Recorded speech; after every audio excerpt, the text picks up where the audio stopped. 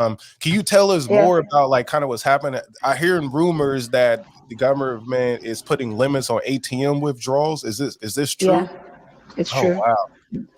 It's we've never had this in our country. I don't know, maybe in my lifetime. This is not the first time we're changing the notes, but for Wow. some reason, this is the first time it's it's it's it's so just it kind of shows you why decentralization is important. Yes. Because you go to the bank and they tell you, oh, we can only pay you 4,000 naira. You can't withdraw 100,000 naira. You can only withdraw 4,000 naira. Or you can only withdraw at ATMs, you can only withdraw 20,000 naira. It's the limit is not good. And No. then the payment infrastructures are not working very well. Sometimes you can't open your bank app. Sometimes you can't really do transfers. It's just like you can't trust this. You don't know when the bank app will open. You don't know whether it will work, whether it will not work. It's just Oh, very unsavory. And then at the banks, the queue to line up to get cash is it's terrible. Now our central bank is saying, oh, you can't use the old notes anymore. But the new notes are not in circulation. what? For exactly for us to get the new notes, you have to queue up and they can only give you 20,000 naira, which is like I think It's like 20,000 not should be that around like much.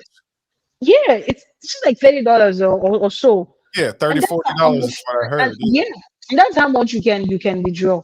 It's not great. Now, if you want to have the cash, you have to go to the point of sales section, and they are selling. They're basically selling the naira notes. So to withdraw 10,000 naira, you're gonna have to pay a fee of 1,500 naira, which is a fifteen That's a 10, percent yeah, charge. 15%. Yeah. Oh. It's we never thought this would happen. No. So right now is the time to really get crypto smart. Like, yeah, we're looking to get funding because we really need funding to get good marketing activity.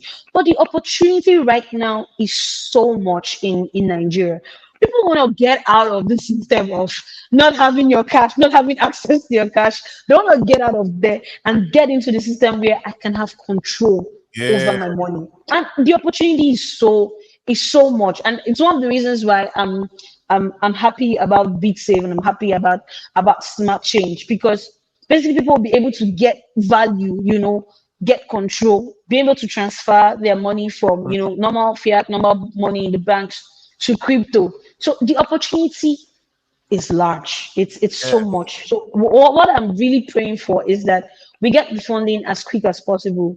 We're looking for seed funding for BeatSafe, and for the rest of our products. And once we have that, we'll be able to really bring this. This is, as far as I'm concerned, this is a really big opportunity for adoption, for blockchain adoption, for Yes. crypto adoption in Nigeria, and a good opportunity to bring Algorand into the Nigerian ecosystem. Because by the time you have BitSafe, you have to interact with it with Para wallets. You have to interact with it with with your my Argo wallets if you're using desktop or Para wallet on desktop. You basically have to interact with it with wallet. Would have the education aspect fixed. Well, it's a huge opportunity, honestly, Cyril. Yeah, it is. Okay. So the rumors are true. They have to. And we really believe this would happen. Like our own bank saying you can't withdraw your money. They Oh, that's absolutely scary. they're really true. It's scary. Yeah. Well, see, like we say, it's a good thing that you have already been building a solution, Yes, right? So yes, we already do my that. next question or thought is like, how does the government feel about these type of solutions coming up? Like, how would that affect them, or can they stop Okay. it from happening? Okay, yeah, they really can't stop it from happening. Reason is because the SEC wants crypto adoption. They want to regulate it. The CBN doesn't know what to do with crypto, so they are just outright ban. But SEC is saying let's regulate crypto.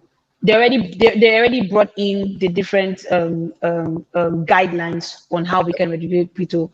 They brought in the sandbox system to adopt new companies. Although bureaucracy is still there because it's owned by the government, bureaucracy is there. And then another thing is NITDA, which is the organization I told you about with the federal government. Excuse me, are looking at training developers, blockchain developers. I mean, you can just Google NITDA, NITDA, and add blockchain scholarship to it, and you will see that they actually ran a program with another company, Dominion Blockchain, in Okay. Nigeria to train Nigerians on how to become developers. So our government is very well interested in the technology. The only issue that we have is that they are not communicating with each other. That's the only issue. Different If they department. were communicating exactly, so Okay. SEC is saying one thing, CBN is saying another thing. At the end of the day, crypto people are still doing our work. I mean, 2021 was when we had this ban, but from 2021 till now, we've seen an upsurge in crypto transactions from Nigeria. Yeah. So it's still going on very well. We're waiting for them to make a decision. When they make a decision, Yeah. my hair would follow. But crypto is something that is really thriving in the Okay. country. Okay. Well, what about the e-Naira? What's going on Yeah, with that? the in-era needs adoption, but the thing is, it's not enough to just bring the in-era. People need to be able to use it. It needs to be accessible to everyone. Mm. I think basically what our government needs to do is employ the capable hands, the people who actually understand crypto, because the same bureaucracy that happens in the government system is happening in the financial system Uh, with the in-era. That's exactly what's happening. so we need to get crypto smart and even more visibility and a bigger. Exactly, exactly.